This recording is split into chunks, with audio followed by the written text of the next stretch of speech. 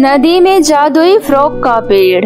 बिलासपुर गांव में दिनेश नाम का एक दुकानदार था। उसके कपड़ों की एक छोटी सी दुकान थी जिससे उसके घर का गुजारा चलता था। दिनेश के घर में उसके पत्नी सुषमा और बेटी आहाना थी। इनका छोटा और सुखी परिवार था। आपस में सब मिलके बहुत प्यार से रह रहे थे, पर पता नहीं इनकी खुशियों को किसकी नजर लग गई। एक रात जब दिनेश अपनी दुकान बंद करके घर आ रहा था, तभी रास्ते में कुछ आवारा लड़के नशे में धुत कार से दिनेश को टक्कर मारकर चले जाते हैं। हाय भगवान, यह क्या हो गया? अब मेरे बीवी बच्चे का ध्यान रखना भगवान।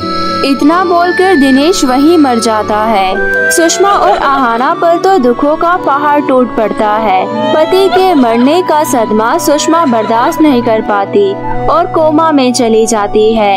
आहाना को कुछ समझ नहीं आता कि वो क्या करे, किससे मदद ले। हे भगवान, मैं क्या करूं?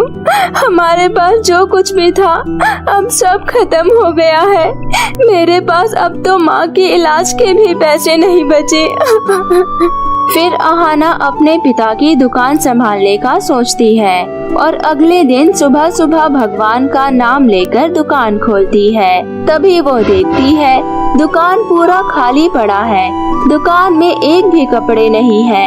हे भगवान, आपको सारी परीक्षाएं एक साथ ही लेनी थी। अब मैं क्या करूंगी? एक ही तो दुकान का सहारा था, वो भी छीन लिया तुमने। सब कुछ चोरी हो गया। अब मैं अपनी माँ का इलाज कैसे कराऊंगी? आहाना का रो रो कर बहुत बुरा हाल हो जाता है। तभी हॉस्पिटल से फोन आता है। आहाना, तुमने अब तक हॉस्पिटल की फीस जमा नहीं की है। बेटा, मुझे तुमसे हमदर्दी है, पर बिना पैसे के तुम्हारी माँ का इलाज कैसे होगा?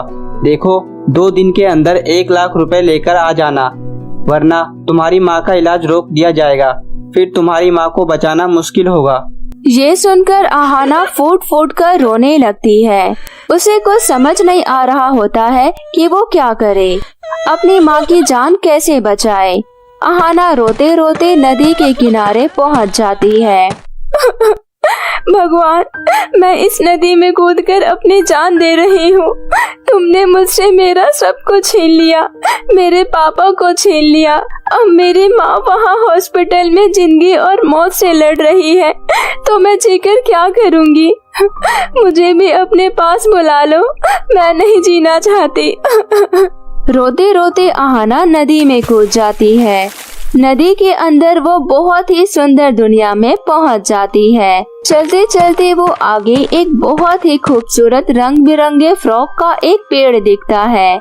आहाना को देखकर फ्रॉक का पेड़ बोलता है, आहाना बेटा, जिंदगी से ऐसे हार नहीं मानते। जिंदगी तो अनमोल है।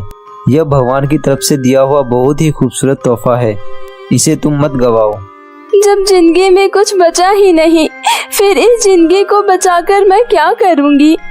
सब कुछ छिन गया मेरा।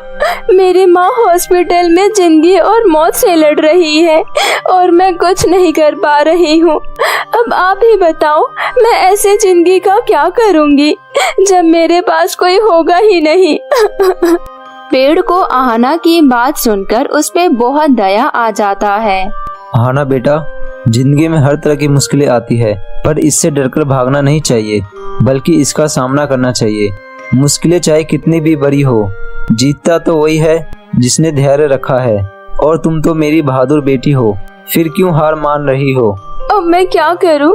आप भी कुछ रास्ता दिखाएं मुझे। ये लो, यह एक जादुई फ्रॉक का पेड़ है। इसे अपने आंगन में लगा देना और इससे फ्रॉक तोड़कर दुकान पर बेचना। और इस पेड़ का जो भी पहला फ्रॉक होगा उसे तुम अपने पास रखना। इस फ्रॉक को पहनकर तुम जो भी कुछ मांगोगी तुम्हें मिल जाएगा। अब जाओ और जिंदगी में कभी हिम्मत नहीं हारना। आहाना उस पेड़ को लेती है और अपने घर आकर उसे अपने आंगन में लगा देती है। सुबह उठकर जब देखती है तो वो पेड़ रात भर में ही बड़ा हो जाता है। आहाना उस पेड़ से पहला फ्रॉक तोड़कर पहन लेती है और बोलती है, फ्रॉक, मुझे माँ के इलाज के लिए 1 लाख रुपए दे दो। तभी 1 लाख रुपए आ जाता है और वो रुपए लेकर हॉस्पिटल पहुँचती है। काउंटर पर पैसे जमा करके आहाना बोलती है, भगवान मेरी माँ को अब जल्दी से ठीक कर दो। आहाना के इतना बोलते ही उसकी माँ बिल्कुल ठीक हो जाती है। तभी अंदर से डॉक्टर आकर बोलता है, अरे बड़ा आश्चर्य की बात है, इतने दिनों में मैंने ऐसा चमत्कार होते नहीं देखा। आहाना, तुम्हारी माँ बिल्कुल ठीक हो गई है, अब तुम इन्हें घर ले जा सकती हो। ये सुनकर आहाना बहुत खुश होती है और खुशी खुशी अपनी माँ को घर ले आती है और उस जादुई फ्रॉक के पेड़ के बारे में अपनी माँ को बताती है। फिर दोनों माँ बेटी उस पेड़ से फ्रॉक तोड़कर दुकान में बेचने लगते हैं और जरूरतमंद लोगों की मदद करते हैं और फिर खुशी खुशी रहने लगते हैं। तो मेरे प्यारे दोस्तों, कैसी लगी आपको मेरी ये कहानी? मुझे कमेंट करके जरूर बताएं और यदि कहानी अच्छी लगी हो तो अपने दोस्तों के साथ भी शेयर करें। और हाँ, अगर आपने अब तक मेरे चैनल मिनी एंजल टीवी को सब्सक्राइब नहीं किया है तो प्लीज जल्दी से नीचे लाल बटन दबाकर अभी सब्सक्राइब कर ले और साथ ही इस बेल आइकन को दबाना ना भूले।